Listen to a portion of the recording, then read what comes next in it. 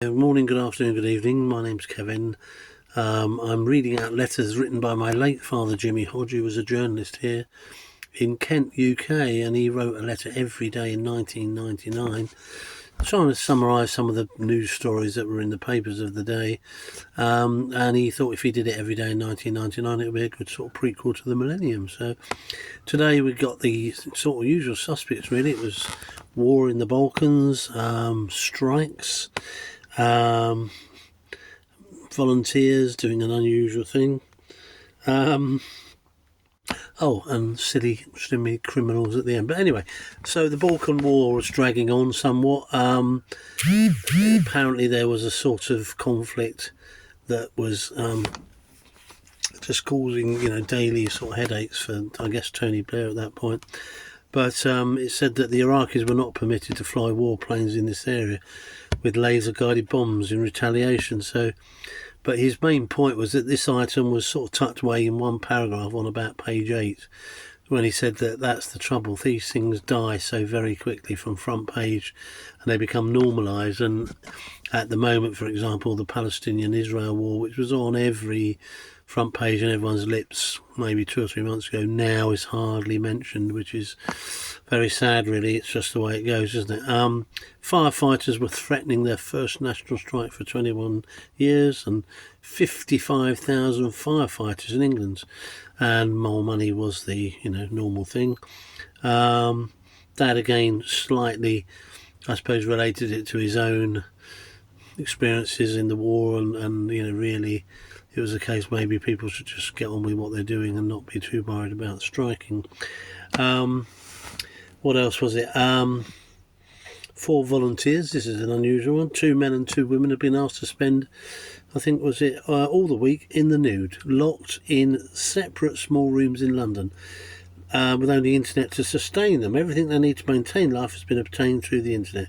All 4 are being monitored by cameras. They can communicate with friends via the email system, and the question that keeps popping up in mind is why.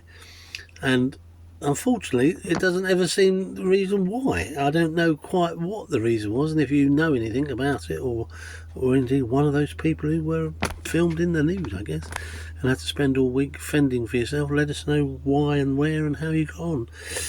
His PS for today was someone called David Knowles, 27, now 53, would he be? Something like that.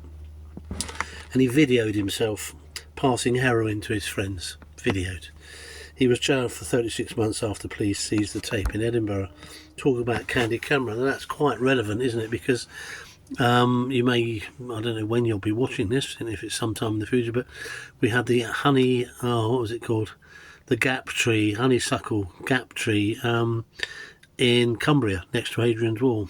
And it was chopped down by 2 lads, and it was just odd that they videoed themselves doing it. You think if you were going to do it, you'd do it very quietly, wouldn't you? So no one could ever pin you to the same place. They'd leave your mobile phones at home. Well, the police tracked their mobile phones to that location, the car to that location. They got video of them sawing it down, and they still denied it. However, I did read a very interesting article today, and I don't want to digress because it's all about 26 years ago rather than today, but there was a sort of, I thought, quite a reasonable article that said, oh, well, hang on, everyone was getting rightly indignant about it, and everyone was jumping on the bandwagon, and this lady said, well, if you actually get down to it, no one was actually killed. There was no one murdered. The ball is falling down anyway, and another few more stones is not. But the more important part was these 2 guys really were on the fringe of society.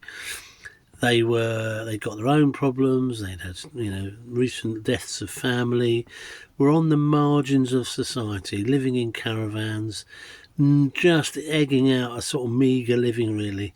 And they probably just, 2 lads over a cup of tea in the back of one of their yards thought, oh, what a good idea. And I think her point was, walk in their shoes and, know what they are thinking may have been behind why they just felt one night they'd just go and knock down this very valuable, nice, semi-sacred tree, really, which is a bit odd. Funny enough, about a week ago, I think it was one of the hotel restaurants can't remember, I won't name it because I might have got it wrong, but you know, they decided to cut a tree down at the rear of their property, you know, where they serve meals, you know, one of the well-known chains. Now, though it was a bit of a, you know, news for about a day or so, no one has arrested those people, even though apparently this tree was hundreds of years old, seen as perfectly healthy, been there a long time, sort of, you know, a do not touch type tree. But guess what? You know, the chain sort of issues an apology. They might be being, you know, arrested, and you know, I bet it doesn't think so. It's all disappeared, and yet it was just the same tree. You know, probably with had less reason for it to be knocked down, really, in a way.